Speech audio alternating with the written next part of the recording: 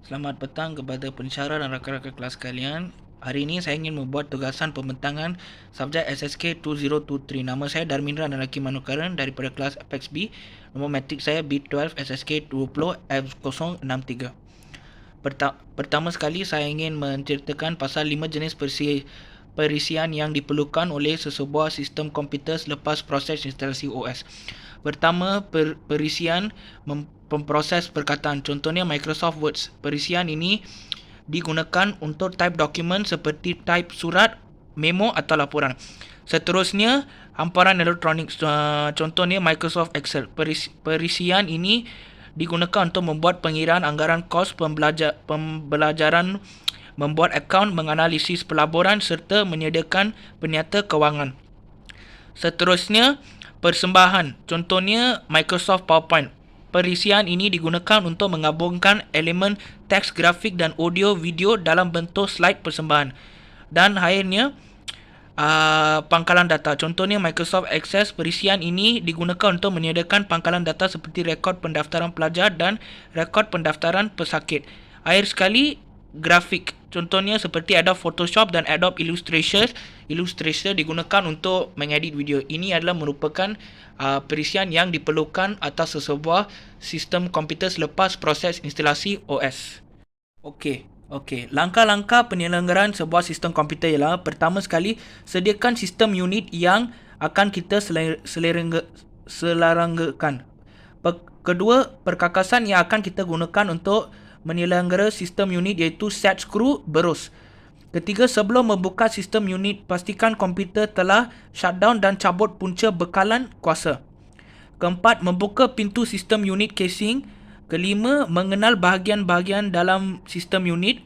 Okey. Seterusnya, mengeluarkan semua perkakasan yang terdapat dalam sistem unit, meleraikan semua wire yang terdapat dalam sistem unit, okey, dan mengeluarkan cakera keras hard disk, mengeluarkan DVD-ROM. Kelima, mengeluarkan memory RAM. Okey, lepas tu mengeluarkan kipas fan, mengeluarkan bekalan kuasa, mengeluarkan motherboard, okey. Keenam, selepas sistem unit semua dikeluarkan, perkakas yang terdapat dalam sistem unit setelah dikeluarkan. Ini merupakan okey. Tipsnya, membersihkan chip pada RAM untuk menggunakan pemadam. Seterusnya, membersihkan kipas dan siri penyujuk kepada bersebelahan dengan kipas.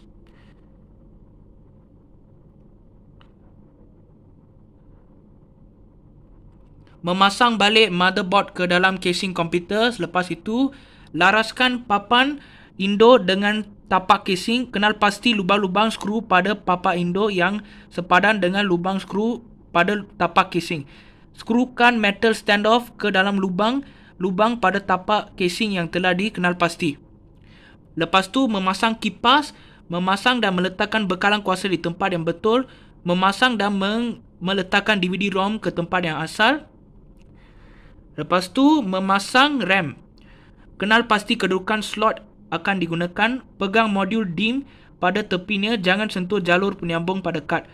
Tekan penyelat latcher pada kiri dan slot DIMM pertama.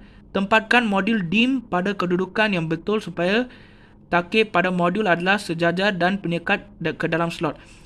Okey, tekanan modul ke dalam slot sehingga kedua-dua penyelat bergerak ke dalam dan menguncikan modul ke dalam slot. Lepas tu, memasang kembali wire ke tempat asal.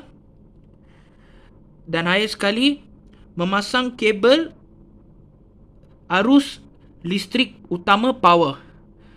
Lepas tu, pasangkan port VGA card, konektor dari monitor, memasang RGB kabel dan akhir sekali merapikan peralatan. Okey, ini semua merupakan cara-cara atau langkah-langkah untuk penyelenggaraan sesebuah sistem komputer.